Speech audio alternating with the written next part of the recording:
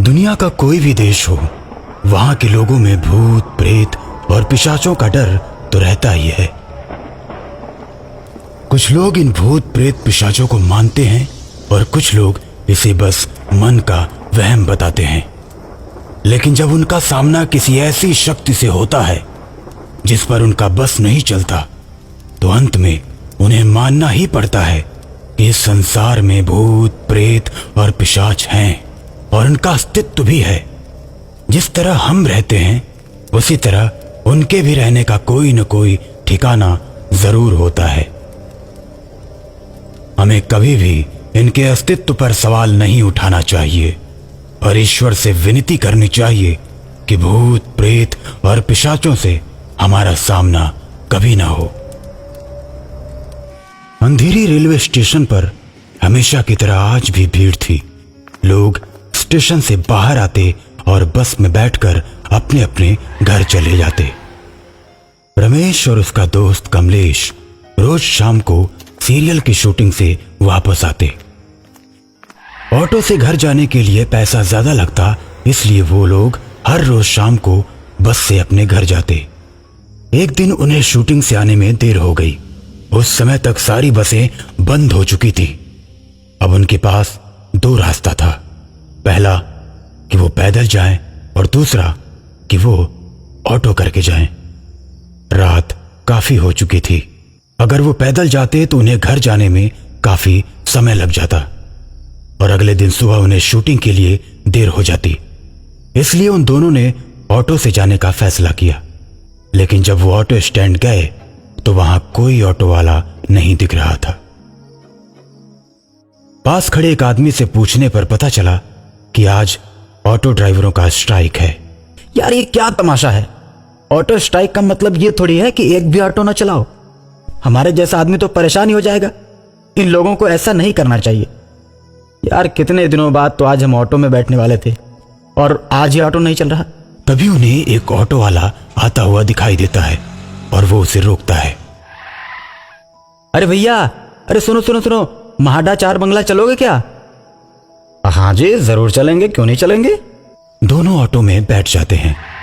इस समय रोड पर न कोई ऑटो न कोई बस, एकदम शांत सड़क।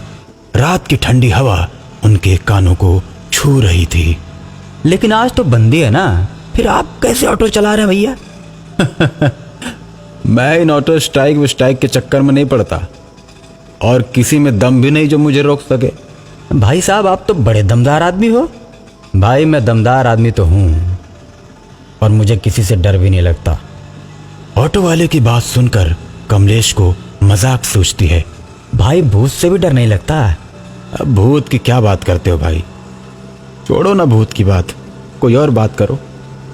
इतना सुनकर कमलेश ऑटो ड्राइवर पर खूब हंसता है। क्या भाई इतना डरते हो? भूत भूत अरे कुछ नहीं होता, मैं तो ऐसे ही मजाक कर रहा था। दोनों को लगा कि ऑटो ड्राइवर छोटे दिल का है, इसलिए भूत का नाम सुनते ही डरने लगा है कि तभी ऑटो का पहिया एक गड्ढे में पड़ जाता है और ऐसा झटका लगता है कि रमेश आगे लुढ़क जाता है। रमेश की नजर ऑटो ड्राइवर के पैर पर पड़ती है तो पैर देखकर रमेश के होश उड़ जाते हैं, क्योंकि ऑटो ड्राइवर के पैर उल्टे थे। उसे डर लगने लगता है क्योंकि बचपन में उसने सुना था कि चुड़ैलों और भूतों के पैर उल्टे होते हैं। लेकिन कमलेश इस बात से अभी भी अनजान है। रमेश कमलेश को सच्चाई बताकर दोनों बचकर निकल जाना चाहते हैं। कई बार उसने कमलेश को बताने की कोशिश की, लेकिन ऑटो ड्राइवर शीशे से अक्सर पीछे देखता रहता है। एक बार फिर रमेश ने हिम्मत करके अपने दोस्त को ऑटो ड्राइवर की सच्चाई बता दी। सच्चाई जानकर कमलेश डर जाता है और कांपने लगता है। क्या हुआ भाई साहब, कोई दिक्कत है क्या? नहीं भाई साहब कोई दिक्कत नहीं है, थोड़ा 2 मिनट के लिए ऑटो रोकेंगे? रमेश ऑटो को रोकने के लिए कहता है, लेकिन ऑटो वाला नहीं रुकता। रमेश के कई बार कहने के बाद भी ऑटो ड्राइवर ऑटो नहीं रोकता। अब दोनों को और भी ज्यादा डर लगने लगता है। रमेश के दिमाग में एक आइडिया आता है और फिर वो गुस्से से चिल्लाता है, एक बार में तुम्हें सुनाई नहीं दे रहा? जब हम बोल रहे हैं ऑटो रोको तो क्यों नहीं रोकते? मेरे दोस्त का मोबाइल गिर गया है, जल्दी रोको। इतना कहने के बाद ऑटो ड्राइवर उनकी तरफ अपना सिर घुमा देता है। उसका चेहरा बदला हुआ है, उसकी आंखों से खून टपक रहा है। अब ये ऑटो नहीं रुक सकता, अब तुम दोनों मेरे शिकार हो। इतना कहकर भूतिया ऑटो ड्राइवर अपना सिर सामने करके ऑटो की रफ्तार और बढ़ा देता है।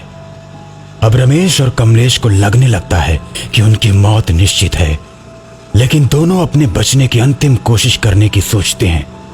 उनके पास बचने का यही एक अंतिम रास्ता था। ऑटो की रफ्तार इतनी तेज थी कि उससे कूदने के बाद भी दोनों की जान जा सकती थी, लेकिन इसके अलावा उनके पास कोई रास्ता नहीं था।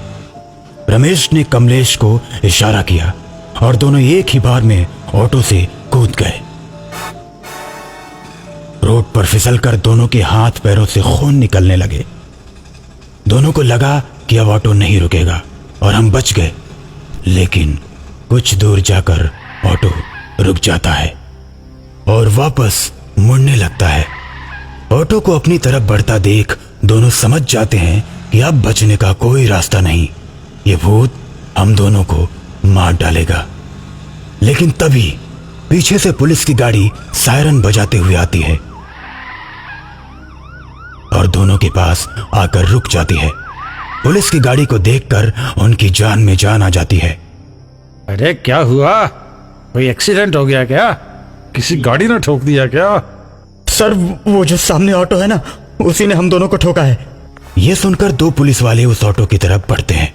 पुलिस वाले जब ऑटो के सामने पहुंचते हैं तो ऑटो वाला उन दोनों के ऊपर ऑटो चढ़ा देता है, जिससे दोनों पुलिस वाले बुरी तरह घायल हो जाते हैं। ये देख दरोगा गुस्से से आग बबूला हो जाता है और अपने पिस्तौल निकालकर ऑटो के ऊपर फायरिंग करने लगता है। जैसे ही दरोगा के पिस्तौल की गोली खत्म होती है, भूत ऑटो से बाहर निकलता है और दरोगा का गला दबाकर उसे मार डालता है। दरोगा के मरने के बाद कमलेश और रमेश किसी तरह उठकर भागने लगते हैं और दरोगा को मारने के बाद वो भूत अब उनके पीछे बढ़ने लगता है। भूत को अपनी ओर आता देख दोनों लड़खड़ाते हुए और रफ्तार से भागने लगते हैं। रमेश पूरी ताकत के साथ भाग रहा था और कमलेश को भी तेज भागने के लिए बोल रहा था। पीछे से भूत भी उतनी ही तेजी के साथ भागता हुआ दोनों के पीछे आता है। एक बार फिर उन्हें लगता है कि पुलिस वालों की तरह हम भी मरने वाले हैं कि तभी उन्हें गणेश जी का मंदिर दिखाई देता है। दोनों भागकर गणेश जी के मंदिर के अंदर पहुंचते हैं और सुकून की गहरी सांस लेते हैं। मंदिर का पुजारी उन्हें जब घायल अवस्था में देखता है तो बोलता है, क्या हुआ बच्चों, तुम लोगों की यह हालत कैसे हुई? दोनों पुजारी को पूरी घटना के बारे में विस्तार से बताते हैं कि तभी भूत ऑटो लेकर मंदिर के पास पहुंच जाता है और पुजारी को ललकारता है, ए पुजारी, इन दोनों को मेरे हवाले कर दे, नहीं तो तुझे भी नहीं छोड़ूंगा। देखो, तुम इन बच्चों को नुकसान पहुंचाओगे तो मैं तुम्हारा अंत कर दूंगा। अगर दम है तो बाहर आओ, देखता हूं तुम मेरा अंत कैसे करते हो। पुजारी गणेश जी का त्रिशूल लेकर रमेश और कमलेश के साथ मंदिर के बाहर आते हैं। उनके मंदिर के बाहर आते ही भूत उन पर हमला कर देता है तो पुजारी भी उस पर त्रिशूल चला देते हैं। त्रिशूल के लगते ही भूत जलकर राख हो जाता है। कमलेश और रमेश वो रात मंदिर में ही बिताते हैं और सुबह पुजारी जी को धन्यवाद देकर चले जाते हैं।